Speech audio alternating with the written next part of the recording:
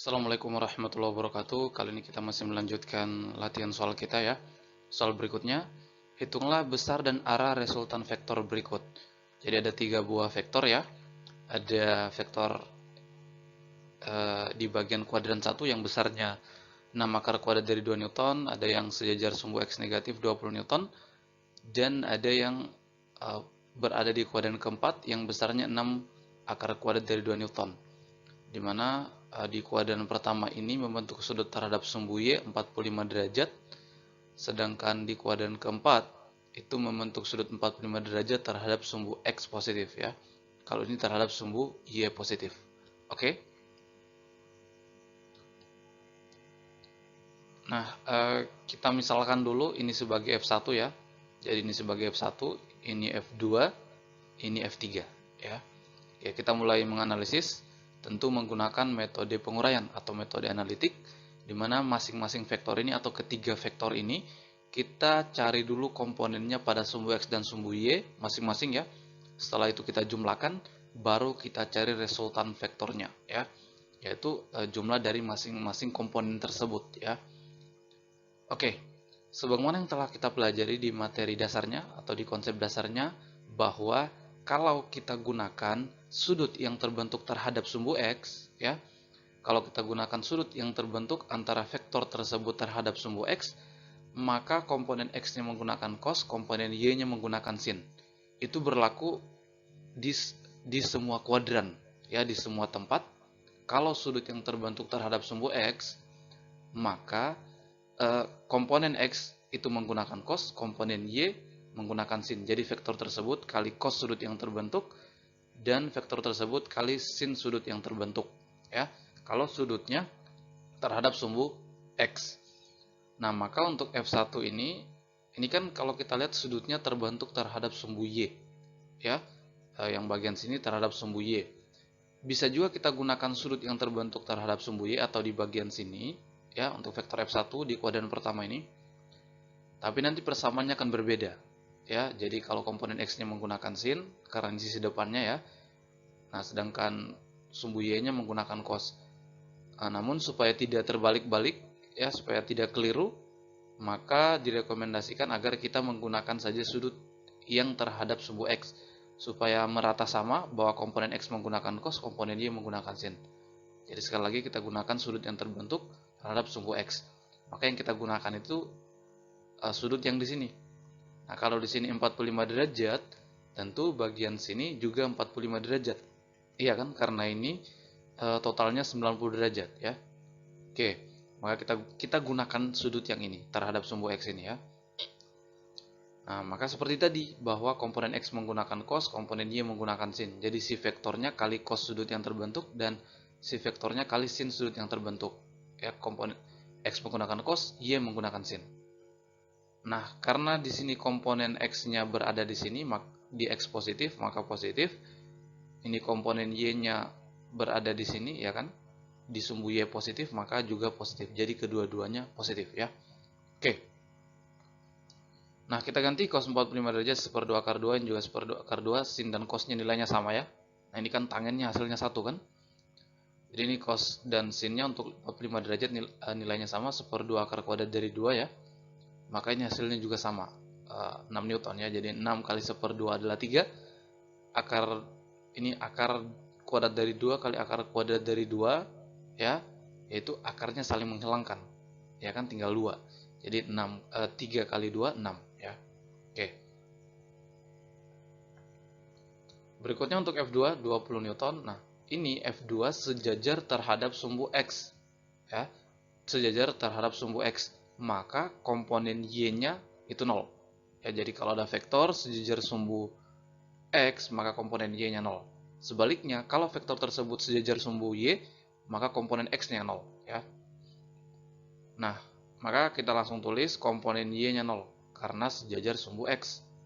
Karena vektornya sejajar sumbu X negatif, ya kan, sejajar sumbu X negatif, maka ya F2X-nya F2X-nya sama dengan sama dengan si vektor tersebut tapi negatif karena berada di sumbu X negatif ya. Seperti ini, min 20. Berikutnya untuk F3. F3 tadi sebagaimana yang telah kita bahasakan tadi, bahwa sudut yang kita gunakan adalah sudut terhadap sumbu X. Nah, ini sudah sesuai ya di sini. Ya. Bukan sudut yang di sini, tapi yang di sini. Agar tadi bahwa sumbu X kita gunakan cos, sumbu Y kita gunakan sin. Langsung saja ya, sumbu X kita gunakan cos, sumbu Y kita gunakan sin. Nah, komponen X-nya di sini ya, di sumbu X positif, maka komponen X-nya positif. Sedangkan komponen Y-nya di sini, di sumbu Y negatif, maka komponen Y-nya negatif ya. Nah, ini sama dengan di atas ya, maka ini sama ya. Yaitu 6 Newton ya. 6 Newton ini min ya, karena ada negatif di sini, ada min ya, ada negatif. Oke. Ini kita sudah dapat semua komponen untuk setiap vektor, komponen X dan komponen Y. Berikutnya ya kita jumlahkan. Kita jumlahkan sigma fx, f1x tambah f2x tambah f3x. Jadi ini 6 ya, kurang 20 ya. Kemudian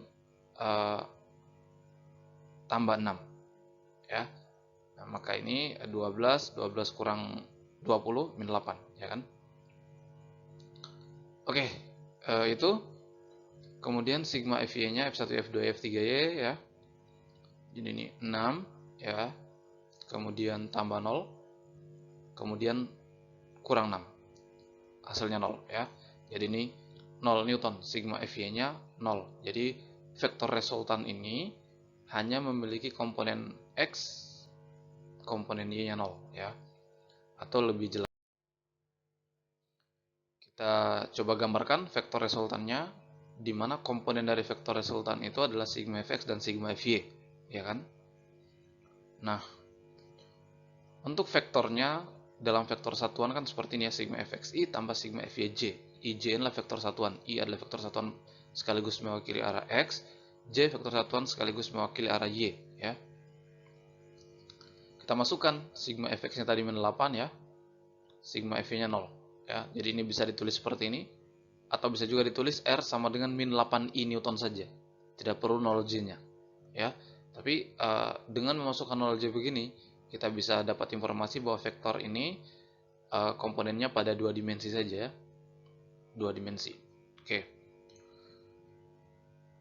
Kalau kita gambarkan di mana posisinya agar kita bisa tahu arahnya ya, maka sigma fx-nya kan negatif ya, maka berada di X negatif. Komponen Y-nya 0, artinya vektor R ini sejajar terhadap sumbu X negatif. Karena komponen Y-nya 0, komponen X-nya min, ya kan? Jadi seperti ini. Nah, sehingga kita tahu arahnya, ya kan? Arahnya ini, kalau kita gunakan sudut ya, ini kan, dari sini kan. Jadi kalau vektornya kita sejajarkan sumbu X positif sebagai acuan 0 derajat, kemudian diputar sebesar theta, ya. Untuk besarnya ini kan vektornya, kalau besarnya ya pakai persamaan Pitagoras ya kan. Nah, maka ini kalau kita masukkan min 8 dikuadratkan ya, jadi 64 akar kuadrat ya jadi 8 juga ya kan. 8 Newton.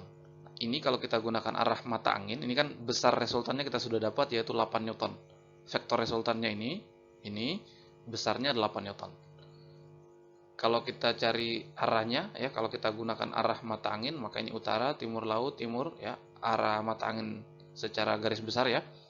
Utara, timur laut, timur, tenggara, selatan, barat daya, barat.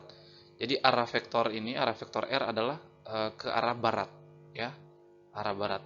Kalau kita gunakan arah dalam bentuk sudut ya, maka ya theta ini ya kan. Nah, theta ini.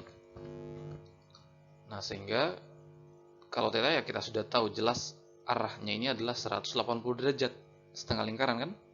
Dari sini kan ke sini. Ya, 180 derajat. Jadi ini sangat bermanfaat sekali kalau kita menuliskan dulu vektornya seperti ini ya. Sehingga kita bisa tahu posisi vektor sekaligus arahnya ya. Oke. Ini soal berikutnya. Vektor F1 12 Newton, F2 14 Newton, F3 10 Newton diletakkan pada diagram kartesian seperti pada gambar di samping. Jika sin 37 derajat 0,6 ya. Resultannya ini ya. Yang dinyatakan dalam vektor satuan adalah kita mau cari persamaan vektor resultan dalam vektor satuan. yang ada ij-nya tadi ya. Oke. Kita punya 3 buah vektor seperti ini, F1 sejajar sumbu X positif, F2 sejajar sumbu Y positif, F3 membentuk sudut 37 derajat terhadap sumbu X negatif ya. Oke. Pertama untuk F1, ya, karena sejajar dengan sumbu X, tentu komponen Y-nya 0. Iya kan? Sedangkan komponen X-nya sama dengan vektor satuan sama dengan vektor F1-nya ya. Positif karena berada di sumbu X positif. Jadi F1X-nya ya 12 ya. F1Y-nya 0. Berikutnya ya untuk F2. Nah, ini sejajar sumbu Y, maka komponen X-nya 0 ya. Komponen X-nya 0. Sedangkan komponen Y-nya ya sama dengan F2. Nah, karena di Y positif, maka positif ya, 14 Newton.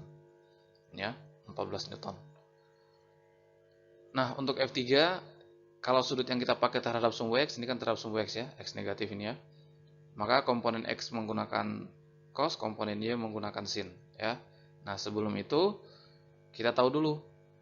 Ini kan sin 30 derajat ada 37 derajat ada. Berapa cosnya? Nah, kita tentu ingat triple Pythagoras ya, 3, 4, 5. Di mana 3 ini sisi depan dari 37 derajat, 4 adalah sisi depan dari 53 derajat. 3, 4, 5. Atau bisa juga 6, 8, 10. Ya, di mana 6 ini sisi depan dari 37 derajat, 8 adalah sisi depan dari 53 derajat. Sisi miringnya 10. Ini sisi miringnya 5, ya. Oke.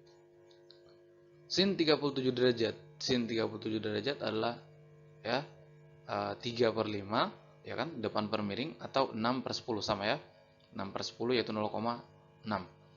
Sedangkan cos 37 derajat apit per miring 8/10, 0,8 ya, atau 4/5 sama. 8/10 atau 4/5, hasilnya 0,8. Oke. Jadi sinnya 0,6, cosnya 0,8.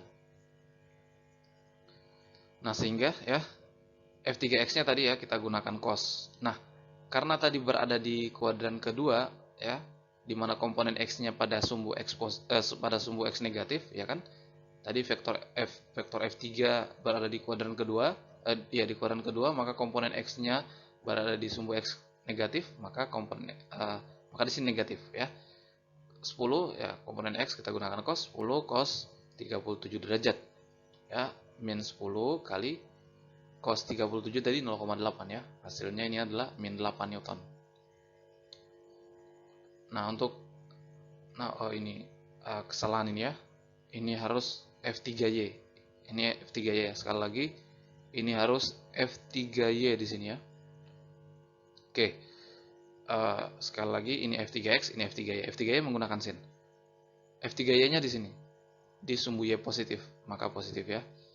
10 sin 37 derajat, 10 sin 37 0,6 jadi 6 Newton ya. Oke, sudah selesai. Maka terakhir kita cari sigma Fx ya.